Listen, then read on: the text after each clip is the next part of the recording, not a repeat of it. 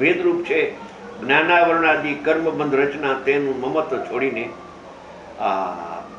રાગનું લક્ષ્ય છોડીને અનુભવ થાય છે. રાગનું લક્ષ્ય છોડીને અનુભવ થાય છે.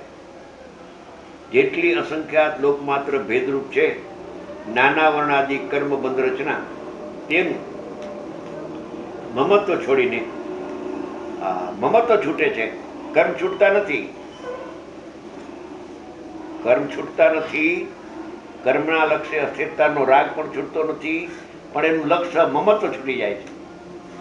નિમિત્ત અને નૈમિતિક પ્રત્યે એનું મમત્વ છૂટે છે, એટલે એનો જ્ઞાતા થાય છે, કરતા બનતો નથી.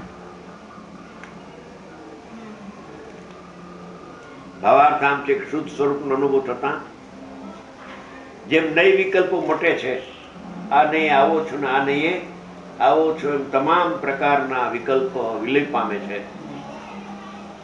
તેમ સમસ્ત કર્મના ઉદય જેટલા ભાવ છે તે પણ અવશ્ય મટે છે. બે વાત કરી. એક, ભાવ મનમાં જે નયના વિકલ્પ થતા હતા ખંડ જ્ઞાન એ પણ મટે છે, અને કર્મના આશ્રય થતો રાગ એ પણ મટે છે. બે મટે છે. એમ શું કહ્યું?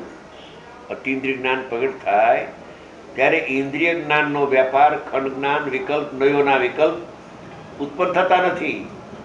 એક, અને આત્માને આશ્રય જે રાગ ઉત્પન્ન થતો હતો એ સ્વભાવને આશ્રય વિતરાગ ભાવ પ્રગટ થાય છે, રાગ ઉત્પન્ન થતો નથી. બે મટી જાય છે. નિર્વિકલ્પ ધ્યાનના કાળમાં બે મટે છે. ખંડ જ્ઞાન પણ મટી જાય છે, ઇન્દ્રિય જ્ઞાનનો વ્યાપાર અટકી જાય છે. ઇન્દ્રિય જ્ઞાનને મર્યાદામાં જ્યાં લાવે છે તો ઇન્દ્રિય જ્ઞાન રોકાઈ જાય છે, અને આત્માને આશ્રય અતિન્દ્રિય જ્ઞાન પ્રગટ થાય છે. એમ આત્માને આશ્રય વિતરાગ ભાવ પ્રગટ થાય તો કર્મના આશ્રય રાગ હતો એ મટી જાય છે. બે મટે છે. ઇન્દ્રિય જ્ઞાન રોકાઈ જાય છે અને બુદ્ધિપૂર્વક રાગ પણ ઉત્પન્ન થતો નથી. એમ કહ્યું. અવશ્ય સમસ્ત કર્મના ઉદય જેટલા ભાવ છે તે પણ શબ્દ વાપરો ને, એટલે નયના વિકલ્પો જાય છે. નયના વિકલ્પ એટલે ખંડ જ્ઞાન, એનો વ્યાપાર બંધ થઈ જાય છે, અને રાગ પણ અટકી જાય છે. અવશ્ય મટે છે. એવો સ્વભાવ છે આત્માનો આશ્રય લેતા અતિન્દ્રિય જ્ઞાન પ્રગટ થાય ત્યારે ઇન્દ્રિય જ્ઞાનનો માનસિક વ્યાપાર, એમાં નયોના વિકલ્પ ઉઠતા હતા જાળ, એ મટે છે. અતિન્દ્રિય જ્ઞાનમાં અતિન્દ્રિય જ્ઞાનના ઉત્પાદ વખતે ઇન્દ્રિય જ્ઞાનનો વ્યય થાય છે, અને વિતરાગ ભાવનો ઉત્પાદ થાય તો રાગનો વ્યય થઈ જાય છે. સ્વરૂપાચરણ ચારિત્ર પ્રગટ થાય ત્યારે અનંતાનુબંધી કષાયનો ઉત્પાદ રહેતો નથી. બે મટે છે. એમ વિકલ્પ પણ મટે છે અને રાગ પણ. વિકલ્પ એટલે ખંડ જ્ઞાનનો વ્યાપાર અટકી જાય છે અને રાગ પણ મટી જાય છે. બે વાત કરી. આત્માને આશ્રય બે લાભ થયા.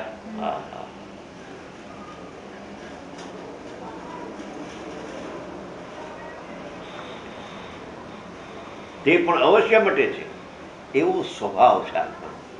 આત્માનો આશ્રય કરતા ઇન્દ્રિય જ્ઞાનનો વ્યાપાર અટકી જાય છે. મનની ચંચળતા હતી ને, આ નહીં આવું ને આ નહીં આવું, એ ચંચળતા સ્થિર જ્યાં પરિણામ થયા આત્મામાં, ત્યાં ચંચળતા પણ મટે છે, અને ચંચળતાની સાથે અવિનાભાવ રાગ હતો એ પણ મટે છે. બે મટે છે. સ્થિર થઈ જાય પરિણામ. મન સ્થિર ન થાય.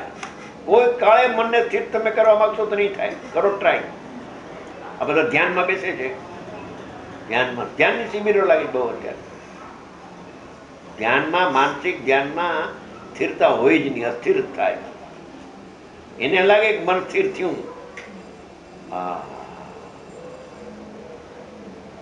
મન ચંચળ છે, જ્ઞાન સ્થિર છે. કેમ કે સ્થિર આત્મા છે.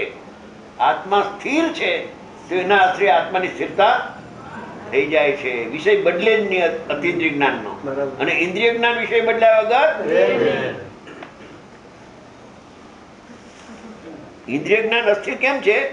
એનો વિષય એક રહેતો નથી, અને અતિન્દ્રિય જ્ઞાનનો વિષય એક જ રહે છે. મોદી સાહેબ ખ્યાલ આવ્યો? ઘણા વર્ષ પહેલા મોદી સાહેબે પ્રશ્ન કર્યો, કેમ કે મન છે ભાવમન, હો ભાવમન, દ્રવ્યમન જેનું નિમિત્ત છે, પણ ભાવમન જે છે ને એને અવલંબન પરનું છે અને જ્ઞાનને અવલંબન આત્માનું છે, અને ભાવમનને અવલંબન જ્ઞેયોનું છે, અને જ્ઞેયો તો સ્થિર છે નહીં. જ્ઞેયો તો અસ્થિર છે, ઘડીકમાં અગ્નિ, ઘડીકમાં અગ્નિ, ઘડીકમાં નો વિચાર, ઘડીકમાં નો માળા પેલો તો હોય ને ઉપયોગ ક્યાંય ને ક્યાંય જાય. કથામાં આવે છે અમારા શાસ્ત્ર અત્યારે મોતી બજારમાં ગયા છે, પણ અહીં બેઠા છે ને કે ના, મોતી બજારમાં બૂટ સીવડાવવા માટે બૂટ આપ્યા છે, એનો વિચાર આવ્યો સામાયિકમાં વખતમાં. સામાયિક ચાલતી હતી, સામાયિક. બોલા વહુને પૂછ્યું કે તમારા શાસ્ત્ર ક્યાં છે? કે અત્યારે મોતી બજારમાં ગયા છે. એનો ઉપયોગ મોતી બજારમાં હતો. એમ નાની ઉંમર વાત સાંભળેલી. મન છે ને, હા એટલું ખરું કે મન છે ને ભાવમન, એને અપેક્ષાએ સ્થિર કરવું હોય, અપેક્ષાએ હો, નિરપેક્ષ નહીં, અપેક્ષાએ સ્થિર કરવું. એક નાયકનો વિચાર કરો તો અપેક્ષા એ સ્થિર થઈ જશે, પછી નિરપેક્ષ સ્થિર થઈ જશે. निरपेक्ष स्थिर हो जाएगा तो मन ही नहीं रहेगा, मन ही ज्ञान हो नहीं, जाएगा, खलास, ज्ञान हो जाएगा.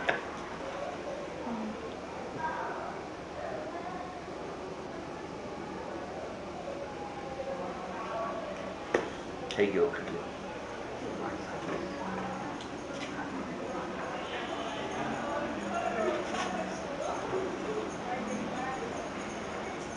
એવો વિષય આવે છે ત્યારે જોશ આવી જાય, પછી માથું કામ ન કરે.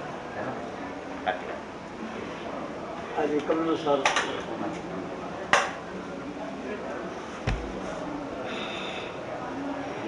મુકુંદભાઈએ કહ્યું બે પ્રકારના ભેદ.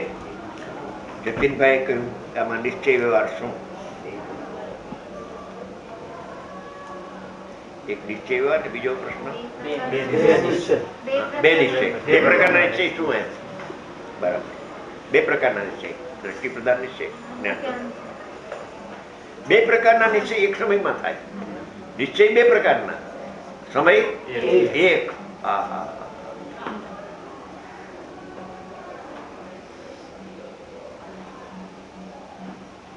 પરમાર્થ એકમ ઉત્પાદય ધ્રુવોત્તમ સત, એમાં એક વિશેષણ લગાય છે, એક સત્તા છે. અભેદ નહીં, એક સત્તા. અભેદ પ્રધાન દ્રવ્યાર્થિક નહીં કહ્યું છે. પર્યાયથી અનન્ય અભેદ અને એક સત્તા છે. જ્ઞાન પ્રદાન કરતા પણ સમ્યક જ્ઞાન પ્રદાન થયો. હા, જ્ઞાન પ્રદાન એટલે એમ નહીં, આ જ્ઞાન પ્રદાન એમ નથી, અનુભવપૂર્વક જ્ઞાન. હા, અનુભવ જ્ઞાન ની વાત છે. અનુભવ જ્ઞાનમાં એકમ છે.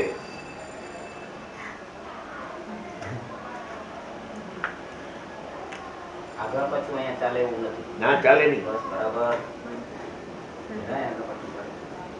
કે પર્યાયને ઉડાડે છે. પર્યાય ઘડાય આક્ષેપ તો કરે.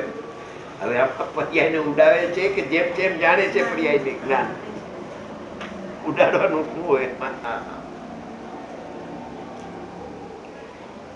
પર્યાય સહિત નો અનુભવ થાય ત્યારે દ્રષ્ટિનો વિષય સાચો. હા, પર્યાયથી રહિત રહિત રહિત વાત સાચી છે, પણ સહિત નું જ્ઞાન થયું કે એ થયું નથી. જો સહિત કહું તો મિથ્યાત્વનો દોષ આવશે. અરે તમે સાંભળ તો કરો. સહિતના જ્ઞાનથી તો સમય દર્શન થાય છે. રહિત નું શ્રદ્ધા અને સહિત નું જ્ઞાન સમય એક. જયપુરમાં જાય ને રહિત સહિત ના કેનારા પંડિત આવ્યા, એમ એમ કે પેલા વિદ્યાર્થીઓ બધા સાચા હતા. સાચા હતા. કારણ કે કયો વાત જ કયો છે, એક સમયમાં ધ્યેય ને જ્ઞેય ભેદ એક સમય. એક સમય. હા.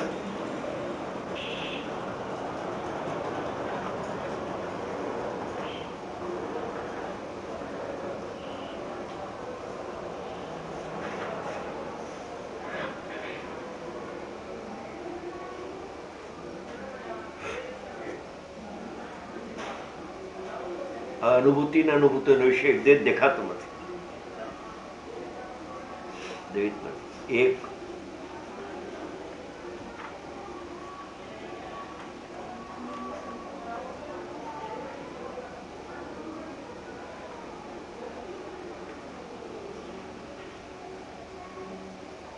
એક શ્રીમદમાંથી કાલ વિષય સારો આવ્યો.